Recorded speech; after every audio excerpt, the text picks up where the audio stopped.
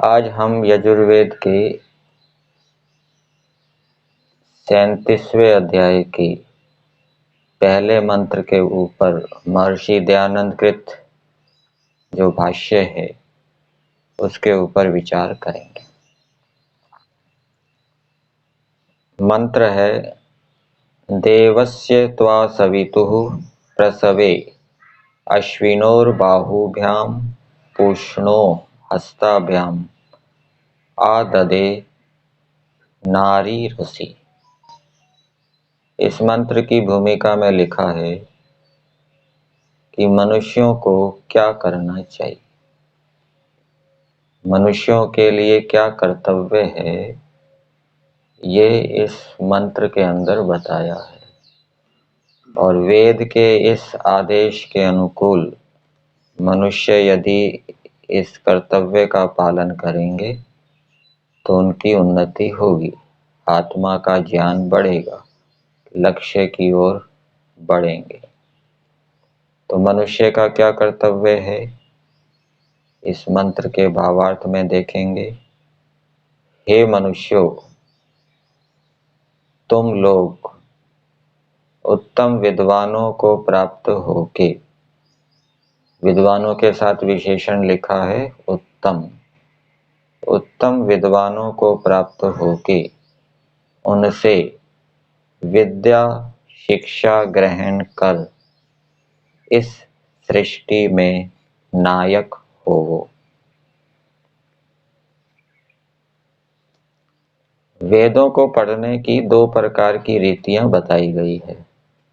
एक तो जिसके पास सामर्थ्य है वो क्रम से शिक्षा, कल्प, व्याकरण, निरुक्त, छंद, ज्योतिष, उपांग, व्याख्यान ग्रंथ आदि पढ़ के वेदों के अर्थों को जाने। और जिसके पास वो सामर्थ्य नहीं है उसके लिए बताया है कि जो उत्तम विद्वानों के किए हुए भाष्य है उनको पढ़कर वेदों के अर्थ को जान ले और वेदों को अर्थों को जानकर उन अर्थों को प्राप्त करने के लिए प्रयास करे। इससे जीवन की सफलता है। तो यहाँ पर भी दिया है कि मनुष्यों को उत्तम विद्वानों के पास जाना चाहिए और उनसे विद्या प्राप्त करनी चाहिए, अच्छी शिक्षा ग्रहण करनी चाहिए और विद्या और अच्छी शिक्षा को ग्रहण करके सृष्टि में नायक होना चाहिए। नायक का मतलब दूसरों को भी उस उत्तम विद्या और शिक्षा से युक्त करके उनको भी विद्या की ओर, शिक्षा की ओर ले जाना चाहिए। नायक जो होता है वो मनुष्यों को ले जाता है, किसी लक्ष्य की ओर ले जाता है। इसी प्रकार से उत्तम विद्या और शिक्षा से युक्त मनुष्य भी दूसरे मनुष्यों को विद्या देकर, शिक्षा देकर उनको विद्या और शिक्षा की ओर ले जाए, उनको उत्तम विद्या और शिक्षा से युक्त करें। ये मनुष्यों का कर्तव्य है। पदार्थ देखेंगे, मंत्र में संबोधन नहीं है, यहाँ पर संबोधन दिया है।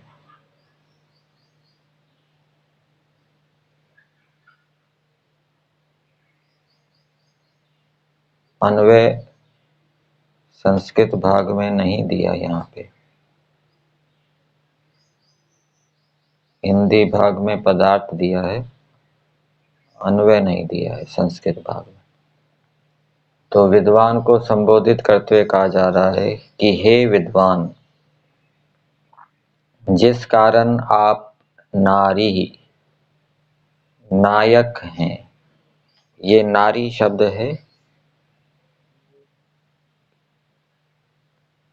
निरी धातु से, ये निरी शब्द से नारी बन जाएगा और इसका अर्थ किया है नायक, ले जाने वाला। तो विद्वान को नायक होना चाहिए, उसको प्राप्त कराने वाला होना चाहिए। नायक जो है वो किसी लक्ष्य को प्राप्त कराता है, अर्थात अच्छी विद्या, उत्तम शिक्षा को दूसरे मनुष्यों को प्राप्त कराने वाला विद्वान होना चाहिए।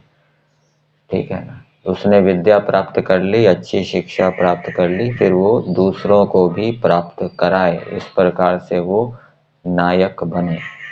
और दूसरों को उत्तम विद्या और अच्छी शिक्षा प्राप्त करने से वो विद्या और अच्छी शिक्षा बढ़ती है। और केवल अपने पास रखेंगे, दूसरे को नहीं सिखाएंगे पढ़ाएंगे, तो विद्या अच्छी शिक्षा बढ़ेगी नहीं। आर्य समाज के नियम में भी दिया है, अविद्या का नाश और विद्या की वृद्धि करनी चाहिए। और जैसे जैसे अच्छी शिक्षा और विद्या बढ़ती है, वैसे वैसे अविद्या का नाश होता है। तो हे विद्वान, जिस कारण से आप नारी नायक हैं, इससे सवितु जगत के उत्पादक, देवस्य समस्त सुख के दाता, प्रसवे उत्पन्न हुए जगत में, ये षष्ठी आएगी। ये परमेश्वर के लिए दो पद आए हैं। परमेश्वर कैसा है? सविता है, जगत का उत्पादक है। परमेश्वर ने ये प्रकृति से संसार बनाया, प्रकृति से पहले मैं तत्व बनाया, मैं तत्व से अहंकार बनाया, अहंकार से ज्ञानेंद्रियां, कर्मेंद्रियां, तन्मात्राएं बनाई, तन्मात्राओं से स्थूल भूत बनाए, स्थूल भूत से अनेक भौतिक पदार्थ, सूर्य, चंद्रमा, जल, वायु, अग्नि, लोक लोकांतर, अनेक प्राणियों के शरीर, वृक्ष, वनस्पति आदि परमेश्वर ने उत्पन्न किए। तो ये परमेश्वर समस्त जगत का उत्पादक है। और ये जगत दो प्रकार का है, एक चर जगत और अचर जगत, अथवा प्राणी जगत और अप्राणी जगत। इन दोनों प्रकार के जगत को बनाने वाला परमेश्वर है। फिर आगे दूसरा शब्द आया परमेश्वर के लिए, देवस्य, जो समस्त सुखों को देने वाला है। अनेक प्रकार के सुख बताए गए हैं, और ये समस्त सुखों को देने वाला, ये धार्मिक आर्यों को देने वाला है। एक तो धर्म के आचरण से जो सुख होता है, उस धर्म का फल सुख परमेश्वर देता है। परमेश्वर न्यायाधीश है, हमारे कर्मों के फलों को देने वाला है। और फिर विवेक से सुख होता है, विवेक से वैराग्य होता है, वैराग्य के अनेक स्तर होते हैं। तो जैसे जैसे वैराग्य बढ़ता है, वैसे वैसे सुख होता है। ये भी ईश्वर देने वाला है, ईश्वर की व्यवस्था से प्राप्त होता है। फिर समाधि अवस्था में जो सुख मिलता है, वो भी ईश्वर देता है। ईश्वर समाधि का ज्ञान देने वाला है। और समाधि का ज्ञान जब ईश्वर से प्राप्त होता है, उस ज्ञान से युक्त होकर व्यक्ति समाधिस्थ होकर समाधि में सुख को प्राप्त करता है। और फिर संप्रज्ञात समाधि से ऊपर पर वैराग्य है। उस पर वैराग्य के लिए जो विवेक है, उसको देने वाला भी परमेश्वर है। और उस पर वैराग्य से जो सुख होता है, उसको देने वाला परमेश्वर है। और फिर पर वैराग्य के बाद जो असंप्रज्ञात समाधि लगती है, जिसमें ईश्वर का आनंद मिलता है, तो उस असंप्रज्ञात समाधि का ज्ञान और उसमें आनंद, उसको भी देने वाला परमेश्वर है। तो ये समस्त सुखों को देने वाला परमेश्वर है। इंद्रियों के सुख तो दूसरे मनुष्य भी प्राप्त कर लेते हैं, दूसरे प्राणी भी प्राप्त कर लेते हैं, परंतु जो धर्म, विवेक आदि से, विद्या आदि से मिलने वाला सुख है, वो केवल ईश्वर धार्मिक व्यक्तियों को देता है। तो ऐसा जो परमेश्वर है, उसके प्रसवे उत्पन्न हुए जगत में अश्विनो, अध्यापक और उपदेशक की भुजाओं से आपको अच्छी प्रकार ग्रहण करता हूँ। एक सामान्य मनुष्य विद्वान को संबोधित करते हुए कह रहा है कि हे विद्वान, मैं आपको अध्यापक और उपदेशक की भुजाओं से ग्रहण करता हूं। जैसे कोई डॉक्टर है, डॉक्टर बाजार में जाता है किसी वस्तु को ग्रहण करने के लिए, तो वो कैसी वस्तु लेगा?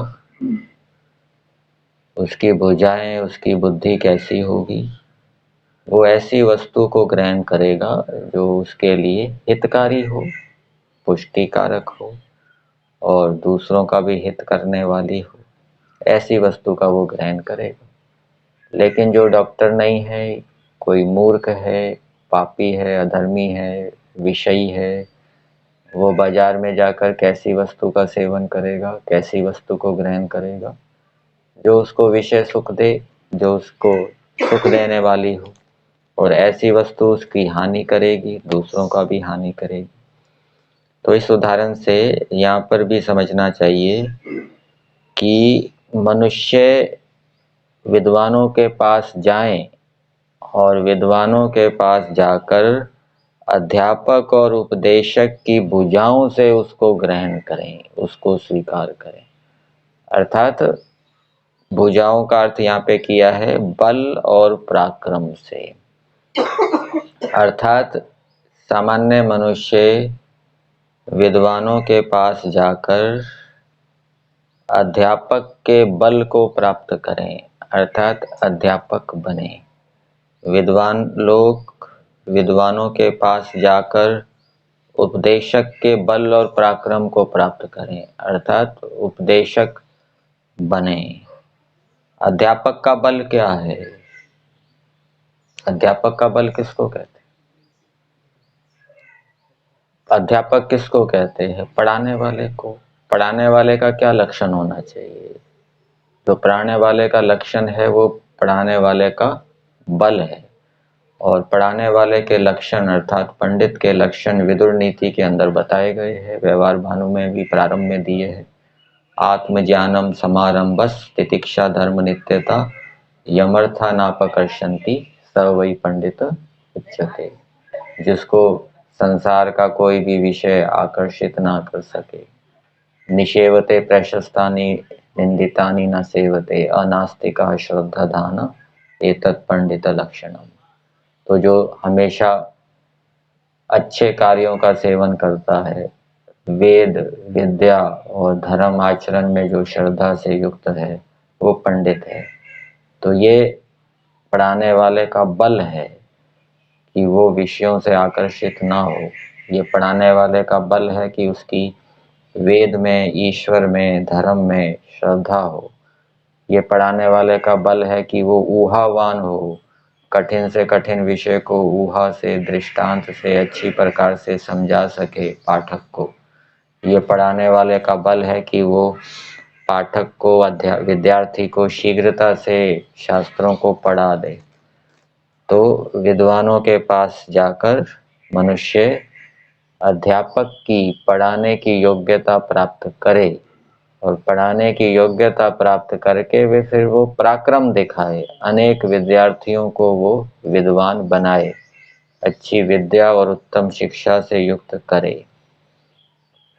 तो ये है, सामान्य मनुष्य कह रहा है कि हे विद्वान, मैं आपको अध्यापक और उपदेशक की भुजाओं अर्थात बल और पराक्रम से ग्रहण करता हूँ, स्वीकार करता हूँ। फिर दूसरी बात बताई, पुष्णः हस्ताभ्याम, पुष्टिकर्ता जन के हाथों से मैं आपको ग्रहण करता हूँ।